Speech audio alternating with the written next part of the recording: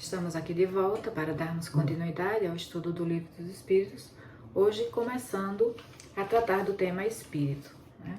No último vídeo falamos sobre matéria e hoje vamos dar continuidade ao estudo, começando sobre o tema espírito. Na questão 23, Allan Kardec pergunta: o que é o espírito? E os espíritos respondem: o princípio inteligente do universo. Aqui Allan Kardec escreveu a palavra espírito com E minúsculo. Em outra parte, ele vai tratar a palavra espírito com E maiúsculo. Então vamos fazer esse pequeno esclarecimento para diferenciar, né? Porque aqui em alguns momentos Allan Kardec falou de espírito escrevendo com E minúsculo e em determinados momentos ele vai escrever espírito com E maiúsculo. Então, o próprio Allan Kardec explica, né? Então, veja, nessa questão aqui, os espíritos dizem que espírito com E minúsculo é o princípio inteligente do universo. Na questão 76, Allan Kardec pergunta aos espíritos o que é o espírito com E maiúscula, né? Então, aqui ele pergunta o que é o espírito com E minúscula. E os espíritos dizem que é o princípio inteligente do universo. Na questão 76, ele pergunta o que é o espírito, né? Como definir espírito usando a palavra com E maiúsculo. E os espíritos respondem na questão 76 que podemos dizer que os espíritos são os seres inteligentes da criação. Seres inteligentes da criação. Eles povoam o universo além do mundo material. E na nota de Allan Kardec é escrito que a palavra espírito com E maiúsculo é aqui empregada para designar os seres extracorpóreos e não mais o elemento inteligente universal. Então, aqui na questão 76, Allan Kardec deixa bem claro que espírito com E minúsculo é o princípio inteligente, né? Criado simples e ignorante, enquanto que a palavra espírito com E maiúsculo já são os seres inteligentes da criação, já são os seres. O que isso quer dizer? Quer dizer que o espírito com E maiúsculo, eles utilizam esse termo para designar já a individualização do princípio inteligente. Então, o princípio inteligente, ele é aquele elemento, né, primitivo, criado por Deus, simples e ignorante. Enquanto que o espírito com E maiúsculo já é o espírito já desenvolvido, né? Já com, não o espírito desenvolvido, mas assim, o espírito a partir do momento em que adquiriu a razão, né? Então, o princípio inteligente, ele é aquele princípio elementar, criado por Deus simples e ignorante. Assim como a matéria, como vimos, foi criada simples e una, né? Como consta no livro A Gênese, da codificação, o espírito, ele é o segundo elemento do universo, criado simples e ignorante. Simples e ignorante, quer dizer, sem saber, né? Sem conhecer ainda. Então, esse princípio inteligente, ele passa por um processo de evolução em todos os reinos da natureza, reino mineral, vegetal e animal. E ele vai passando por esses estágios durante milênios, né? E ali ele vai desenvolvendo a sua inteligência, porque a inteligência é chamada princípio inteligente do universo, mas inteligência enquanto potência. Ele vai desenvolver isso ao longo de milênios. E a partir do momento em que ele adquire a razão, né, ele adquire pensamento contínuo, é que ele passa a ser chamado, de fato, de ser, né, de um ser individualizado. Ele passa a ser considerado um ser individualizado, um ser inteligente, né, já capaz de criar. Então, aqui a partir do momento em que o espírito, ele adquire a razão, ele passa a ser um co-criador, né? Ele passa a colaborar com Deus na obra da criação. Deus é o criador, os espíritos são co-criadores. Deus é o co-criador em plano maior, os espíritos são os co-criadores em plano menor, né? Então, quando virmos a palavra espírito com E minúsculo, devemos lembrar que se trata do princípio inteligente, até aquela fase em que ele adquire a razão, né? Até os animais, mais ou menos. E espírito com E maiúsculo está se referindo aos espíritos, aos seres individualizados da criação, os seres inteligentes individualizados. Então, falando sobre isso, vamos para a segunda questão, né, que é a 23A, em que Allan Kardec pergunta: qual a natureza íntima do espírito? E eles respondem: não é fácil analisar o espírito com a vossa linguagem. Para vós, ele nada é, por não ser palpável. Para nós, entretanto, é alguma coisa. Ficai sabendo, coisa nenhuma é o nada e o nada não existe. Então aqui os espíritos dizem que não é fácil explicar para a gente o que é o princípio inteligente, né? O que é esse espírito com E minúsculo?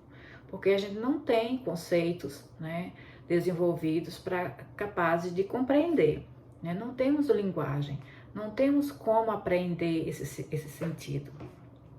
Precisaria ainda se desenvolver, né, uma linguagem, uma compreensão capaz de fazer isso, né? E a gente pode compreender isso em todas as fases da existência humana, né? Existem fases da nossa vida em que a gente não é capaz, né, de compreender, como uma criança não é capaz de compreender muitas coisas do mundo adulto. Não adianta a gente explicar para ela, porque ela não tem referência ainda para aquilo.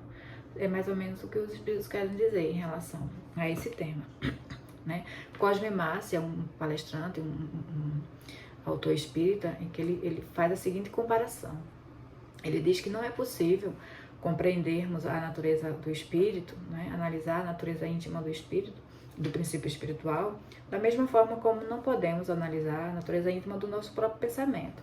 Porque para analisar o pensamento, nós precisamos nos abstrair do pensamento, né? Precisamos observá-lo de fora. Mas como vamos observar o pensamento de fora, se para analisarmos o pensamento, precisamos utilizar o pensamento, né? Então, por exemplo, para analisarmos qualquer coisa, uma caneta, por exemplo, para sabermos o que isso é feito, né? Analisarmos a sua essência, precisamos observar esse objeto de fora. Precisamos cortar, fragmentar, medir, mandar para o laboratório, etc. Ou seja, ele precisa estar fora de nós para podermos observar. Isso não é possível com o princípio espiritual. Ele não é algo que podemos mensurar, observar de fora, né? Medir, comparar, não é possível isso. Então se torna algo muito difícil, né, para compreendermos, justamente por essas dificuldades, né? Então é isso, né? Precisamos aqui imaginar o princípio inteligente, né? Esse espírito com E minúsculo, ele é esse princípio inteligente. Precisamos imaginar esse princípio como o embrião, né? O embrião, ele traz em si, né, no útero materno, os germes de um ser, né, que vai se tornar um ser individualizado ao nascer. Então o embrião, ele é, na verdade, algo, né, um princípio, uma potência em desenvolvimento e que se torna um ser ao nascer, né? Então essa é mais ou menos a analogia que precisamos fazer, né? Enquanto que o embrião, ele traz em si, assim como a semente, todos os seus potenciais de vir a ser, né? Que virá a ser. O embrião, assim como a semente, né, ele traz em si os germes, né? Ele traz as suas potencialidades latentes e vai se desenvolvendo ao longo do tempo, e no momento certo ele se individualiza, né? Ele vem dar os seus frutos. Então é mais ou menos o princípio espiritual. O princípio espiritual seria como essa semente, seria como esse embrião, que vai passar por diversas fases de desenvolvimento até se individualizar e ser um ser capaz de também criar, né? É mais ou menos isso que precisamos entender. Apenas para fazer um pequeno elo entre o assunto do vídeo passado, né, matéria, e o vídeo de hoje, sobre o início, né, do assunto do espírito. Então, para fazer um pequeno elo entre esses dois temas, gostaria de citar, de mencionar aqui o outro assunto, né, que é chamado de fluido vivo. O que é o fluido vivo, né? Nós vimos no vídeo sobre matéria, né, que Deus criou a substância primordial, o elemento primordial, né, da matéria, e desse elemento primordial, né, surgiu o fluido cósmico universal. Então, o fluido cósmico universal, ele é formado desse elemento primordial.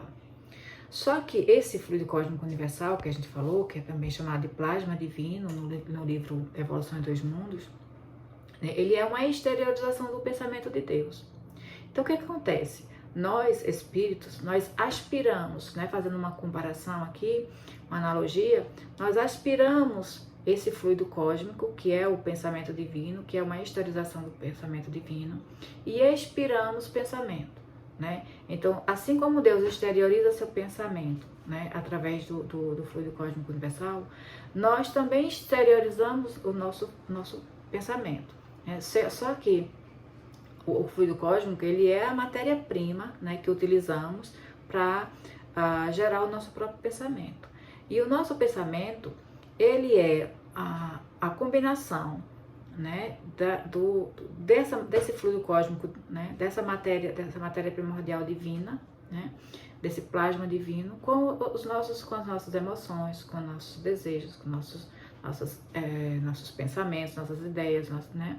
Então, nós combinamos esses fluidos, né, e emitimos, né, expressamos, botamos para fora o nosso pensamento, né, que é uma modificação desse fluido cósmico universal, né? Então nós aspiramos, digamos assim, né, esse fluido cósmico e expiramos pensamento, que vai ali, né, nesse pensamento vai tudo, né, que constitui o nosso pensamento, né? Então o nosso pensamento, ele é diferente, o pensamento é diferente, né, para a doutrina espírita, diferente da concepção filosófica. Para a filosofia, pensamento é só ideia. Para o espiritismo, o pensamento não é só ideia. O pensamento, ele é uma combinação de ideia, de emoções, de sentimentos, né, de desejos. Então, é tudo isso. Pensamento para o espiritismo é tudo isso, né? Então, veja, nós aspiramos a matéria-prima do universo, né? Nós aspiramos uma parte da matéria mental de Deus e expiramos, né, também matéria. Então, o pensamento, né, ele também é matéria. O nosso pensamento, ele é matéria. E é uma matéria constituída de átomos, de moléculas, né?